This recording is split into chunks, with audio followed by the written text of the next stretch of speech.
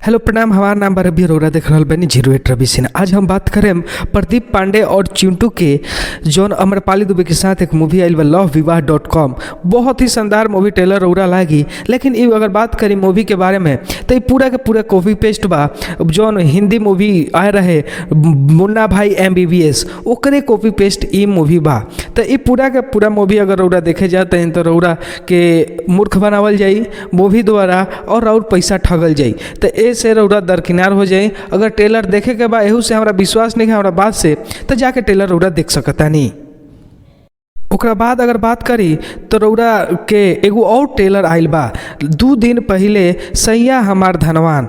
ई अगर ट्रेलर के बात करी तो ई रौरा अगर सूर्यवंशम मूवी देखले होखेम तो खूबहू उहे मूवी के ट्रेलर जौन बा एकरा से मैच खाता। पूरा के पूरा जौन भी डायलॉग बा मूवी के अंत में जौन हीरो कैसे मारता, ओकरा बाद अमिताभ बच्चन से लेके सब के सब आवाज़ कॉपी डायलॉग सब के सब जौन बाकी कॉपी पेस्ट कइल बा।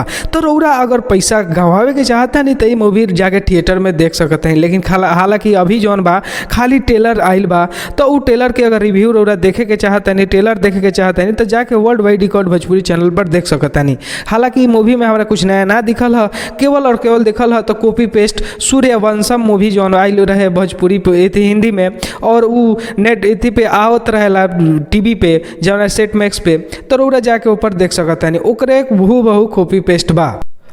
अब एगो और मूवी के ट्रेलर रिव्यू हम दे रहल बानी जौन एक दिन पहले आयल बा वर्ल्ड वाइड रिकॉर्ड चैनल पे, जौन के नाम है लव एक्सप्रेस। रौरा चेन्नई एक्सप्रेस शाहरुख खान और दीपिका पादुकोण के देखले होखे जस्ट ऑपोजिट ओकरे के भोजपुरी डब में कइल गइल बा। और वो मूवी के पूरा ई यहाँ पे भोजपुरी में डब कइल बा। आनंद ओझा और अंजना सिंह के साथ ये मूवी बनावल गइल बा और पूरा के पूरा रौरा मूवी जौन बा रौरा चेन्नई एक्सप्रेस पर बनावल गइल बा। तो रौरा अगर देखे के बाद तो रौरा ट्रेलर जाके world wide record Bhojpuri channel पर देख सकता नहीं।